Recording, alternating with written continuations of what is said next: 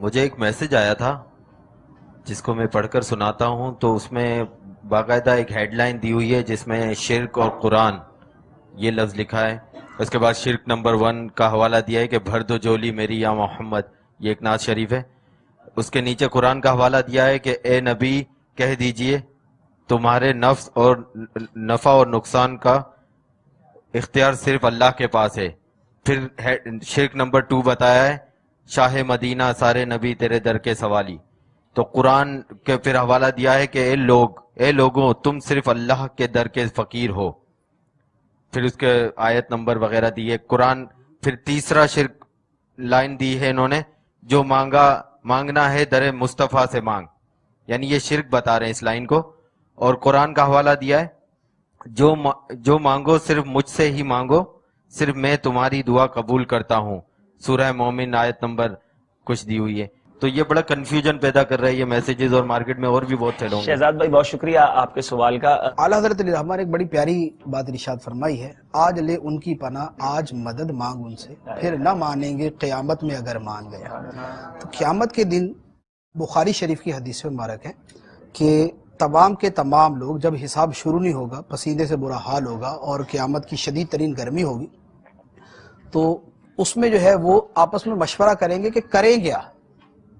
اب وہاں ان کو کوئی یہ مشورہ نہیں دے گا کہ چلو جو ہے وہ اللہ تعالیٰ کی بارگاہ میں عرض کرتے ہیں. وہ سارے کہیں گے یا یوں کرتے ہیں، آدم علیہ السلام کی طرف جاتے ہیں، ہم سب کے باپ ہیں تو باپ کو اولاد کے ساتھ ایک بڑا گہرا تعلق ہے، تو ان سے جا کے عرض کرتے ہیں. آدم علیہ السلام سے عرض کریں گے، وہ فرمائیں گے کہ آج نفسی نفسی، مجھے اپنی جان کی ہے، تم جو ہے کسی اور کی طرف جاؤ. پھر حضرت نوح علیہ السلام کی طرف بھی، موسیٰ علیہ السلام، ابراہیم علیہ السلام، حضرت عیسیٰ علیہ السلام کی طرف. حضرت عیسیٰ علیہ السلام پھر فرمائیں گے کہ آج جو اللہ کی بارگاہ میں عرض کر سکتے ہیں وہ سرکار دو عالم صلی اللہ علیہ وسلم ہے، ان کی بارگاہ میں چلے. پھر ساری مخلوق جمع ہو کر، مسلمان کافر منکر مومن، یہ سارے کے سارے سرکار دو عالم صلی اللہ علیہ وسلم کی بارگاہ میں آئیں گے اور وہاں آ کے عرض کریں گے کہ آپ ہمارے لیے کچھ کیجئے، ہم بڑی آزمائش میں. تو سرکار صلی اللہ علیہ وسلم خود فرماتے ہیں کہ پھر میں اللہ تعالیٰ کی بارگاہ میں سجدہ کروں گا اور اللہ تبارک و تعالیٰ مجھے ایسے حمد الہام فرمائے گا جو اس سے پہلے اللہ تعالیٰ نے مجھے نہ بتائی ہوگی. تو اس حمد کے ساتھ میں اللہ تعالیٰ کی حمد کروں گا اور اللہ تعالیٰ کی بارگاہ میں عرض کروں گا. تو اللہ تعالیٰ فرمائے گا ارفع رأسک، اپنا سر اقدس اٹھائیے اور آپ کہیے، آپ کی سنی جائے گی. آپ دعا کیجئے، آپ کی قبول کیجئے. آپ شفاعت کیجئے، آپ کی شفاعت قبول کی جائے گی. آپ کہیے، آپ کی بات مانی جائے گی. پھر سرکار صلی اللہ علیہ وسلم سب کے لیے جو ہے وہ عرض کریں گے. تو اس کے بعد پھر لوگوں کا حساب کتاب شروع ہوگا. تو یہ جو ہے نا کہ سارے نبی تیرے در کے سوالی، یہاں ساری مخلوق بما جملہ انبیاء کے سرکار دو عالم صلی اللہ تعالی علیہ وسلم کے در کی سوالی ہوگی اور اس کے بعد ہی آگے معاملہ چلے گا، ورنہ سارے وہیں کھڑے ہوں گے. یہ ساری بخاری شریف میں یہ بخاری شریف کے اندر حدیث ہو سکتا ہے یہ کوسچن آئے کسی کے ذہن میں کہ ٹھیک ہے یہ سرکار دو عالم صلی اللہ علیہ وسلم کو مقام محمود جو ہے، یہ بڑا مقام قیامت کے دن عطا کیا جائے گا، لیکن آج نبی پاک صلی اللہ علیہ وسلم سے ڈائریکٹ سوال کرنا اور اس طرح کہنا کیسا؟ دیکھیں اب یہاں پر عرض یہ ہے، جو اس کا ہیڈنگ بنا کر پیش کیا نا وہ تو شرک بنا کے پیش کی. اب شرک ایسی چیز نہیں ہے کہ قیامت کو حلال ہو جائے گا، دنیا میں حرام ہے، ایسا تو نہیں ہے نا. یہ تو نہیں ہو سکتا کہ قیامت کے دن اگر یہ شرک ہے تو اس کا مطلب کسی کو خدا ماننا ہوا نا، تبھی شرک ہوتا ہے کہ خدا مانا جائے. تو یہ تو نہیں ہے کہ قیامت کے دن معاذ اللہ سرکار صلی اللہ علیہ وسلم کو خدا ماننا جائز ہو جائے گا، اس لیے اس وقت سارے چلے جائیں گے دنیا کے اندر جائے. اس لیے تو جس ہیڈنگ کے ساتھ اس کو بیان کیا جا رہا ہے اس کے اعتبار سے تو دنیا اور آخرت کسی کے اعتبار سے فرق نہیں ہے. کوئی آدمی عالم ارواح کے اندر بھی اگر کسی کو خدا مانتا ہے اللہ کے علاوہ وہ بھی مشرک ہے، دنیا میں مانے تو بھی مشرک ہے، آخرت میں مانے تو بھی مشرک ہوگا. تو یہ اس کی بیس ہی جو ہے نا وہ غلط ہے. اب اس سے ہٹ کر کہ ہاں اس کے جواز کی دلیل ہے یا نہیں، تو اس کے جواز کی دلیل جو ہے وہ موجود ہے. پوری امت کا ایک تعامل آج تک چلا آ رہا ہے. بڑے بڑے اکابر جو ہے وہ اولیاء کرام، بڑے اکابر آئمہ دین سے جو ہے وہ سرکار دو عالم صلی اللہ علیہ وسلم کی بارگاہ میں عرض معروض کرنا مذکور ہے. اب اس کی ایک عام سی آپ کو مثال، یعنی جو بالکل عام فہم ہے وہ سمجھ آئے گی. دیکھیں کتاب الحج، ہر جو فقہ والے ہیں، فقہ حنفی ہے، شافعی ہے، مالکی ہے، حنبلی ہے، جو مسلمانوں کے درمیان رائج جو مسالک ہیں، ان سب کے اندر حج کے باب کے اندر یہ باب موجود ہوتا ہے سرکار دو عالم صلی اللہ علیہ وسلم کی بارگاہ کی حاضری. سبحان اللہ سبحان اللہ. اس حاضری کے وقت کیا کیا کہنا ہے یہ ہر ایک نے اپنی کتاب میں لکھا ہوا ہے. گویا وہ امام شافعی کا مذہب بھی ہے، امام اعظم کا بھی ہے، امام مالک کا بھی ہے، امام احمد کا بھی. ان سب کے اندر یہ ہوتا ہے کہ وہاں پر کہا جائے الصلاۃ والسلام علیکہ یا رسول اللہ، بار بار سلام عرض کیا جائے، اور اس کے ساتھ یہ کہا جائے اسألک الشفاعۃ یا رسول اللہ، یا رسول اللہ صلی اللہ علیہ وسلم میں آپ سے آپ کی شفاعت کا طلبگار ہوں، میں آپ سے آپ کی شفاعت کا سوال کرتا ہوں۔ تو گویا جب جملہ فقہاء کرام اس کو بیان فرما رہے تو اس کا مطلب یہ ہوا کہ امت کا اس بات پر اتفاق ہے کہ سرکار دو عالم صلی اللہ تعالیٰ علیہ وسلم کو عرض کیا جائے، ندا کی جائے، آپ سے شفاعت طلب کی جائے، آپ سے مانگی جائے۔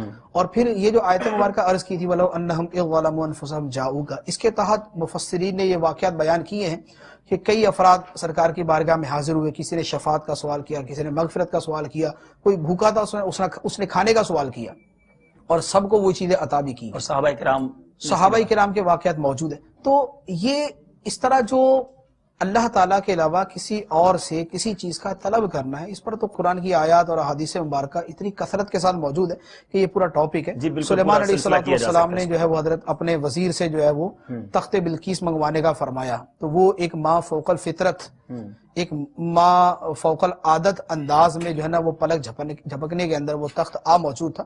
تو اس لیے یہ بات جو ہے کہ اس کو بالکل ہی کفر و شرک میں ڈال دینا یہ غلط ہے۔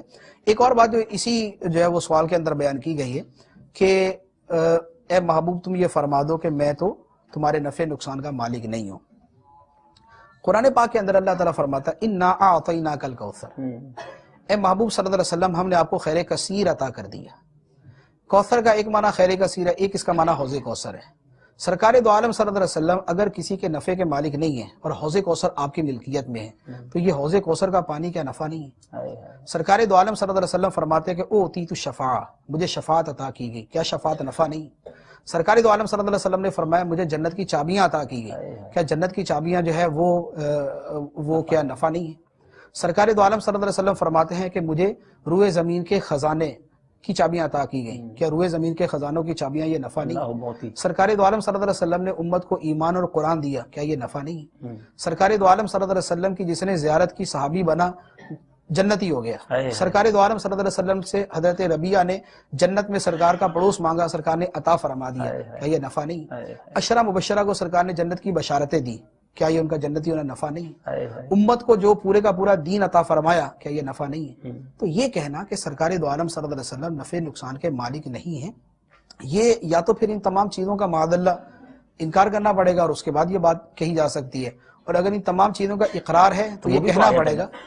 وہ بھی آیت کا ترجمہ ہے جو سرکار صلی اللہ علیہ وسلم نے دیکھیں وہ جو ہے اب اس کا کیا مطلب ہے، اس کا محل اس کا جو محمل ہے وہ یہ ہے کہ اللہ تعالیٰ کے دیے بغیر نہ میں تمہیں نفع پہنچا سکتا ہوں نہ میں تمہیں نقصان، اور یہی ہمارا عقیدہ ہے۔ یہ ایک بالکل واضح سی چیز ہے، حقیقی نفع نقصان یہ تمام کا تمام اللہ تعالیٰ کی طرف سے۔ اللہ تعالیٰ نے اب دیکھو خود اللہ تعالیٰ نے ارشاد فرمایا قل اے محبوب تم یہ کہو اللہم مالک الملک تؤتی الملک من تشاء وتنزع الملک ممن تشاء، اے محبوب تم یہ کہو اے اللہ ملک عطا کرنے والے، تو جسے چاہتا ہے ملک دے دیتا ہے۔ کیا بات ہے۔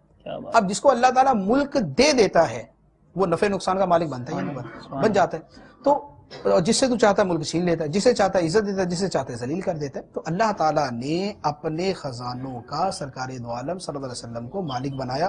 حضرت سہل بن عبداللہ تستری رحمۃ اللہ علیہ فرماتے ہیں کہ کوئی شخص اس وقت تک ایمان کی مٹھاس محسوس نہیں کر سکتا جب تک وہ اپنی جان کا مالک سرکار دو عالم صلی اللہ علیہ وسلم کو نہ سمجھے۔ سبحان اللہ۔ اسی طرح آیت مبارکہ النبی اولا بالمؤمنین من انفسہم، اس کے متعدد ترجمے کیے گئے، ایک ترجمہ اس کا یہ کیا گیا کہ نبی مومنوں کے ان کی جانوں سے بھی زیادہ مالک ہے، تو نبی مومنوں کے ان کی جانوں سے بھی زیادہ مالک ہے۔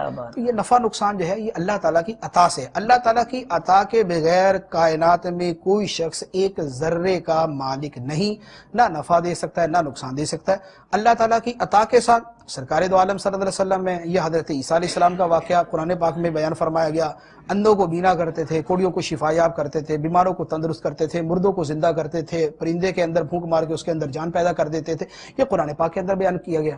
حضرت سلیمان علیہ السلام کا جو واقعہ بیان کیا گیا کہ وہاں پر ان کو جو ہے ان کے وزیر نے ایک تخت جو ہے وہ پلک جھپکنے میں لا کر دے دیا، یہ نفع پہنچانا تھا، ٹھیک ہے۔ تو اس طرح کے اور کتنے واقعات جو ہے وہ بیان کیے۔ نقصان پہنچانا، حضرت نوح علیہ السلام نے اپنی قوم کے خلاف دعا کی، ربی لا تذر علی الارض من الکافرین دیارا، اے اللہ روئے زمین پہ کوئی کافر نہ چھوڑنا، سیلاب آیا سارے مر گئے، نقصان پہنچایا یا نہیں پہنچایا؟ ٹھیک. موسیٰ علیہ السلام نے فرعون کے خلاف جو ہے وہ دعا فرمائی، ربنا اطمس علی اموالہم واشدد علی قلوبہم فلا یؤمنوا حتی یروا العذاب العلیم، کہ اے اللہ ان کے مال جو ہے وہ بگاڑ دے، ان کے دلوں کو جو ہے نا وہ رعب ڈال دے اور ان کو عذاب علیم کا جو ہے وہ دکھا دے. فرعون غرق ہو گیا، تباہ و برباد ہو گیا. کیا یہ نقصان پہنچایا؟ صاحب آپ کے پاس دلائل کے انبار ہیں، اور واقعی یہ کوشچن ایسا ہے کہ جس پر کئی سلسلے کیے جا سکتے ہیں. اللہ تعالیٰ آپ کے علم و عمل میں مزید برکت عطا فرمائے. یقیناً بات بہت واضح کلیئر ہو گئی ہوگی، اور بڑا ڈفرینشیٹ کر دیا شرک کیا ہے، کہ ہم اللہ تبارک و تعالیٰ کے بارے میں جو ہم نے سنا کہ تمام انبیاء جن کے بارے میں ہمارا عقیدہ ہے، یا جو اللہ کے نیک بندے میں عطا کرتے ہیں تو وہ اللہ کی عطا سے عطا کرتے ہیں.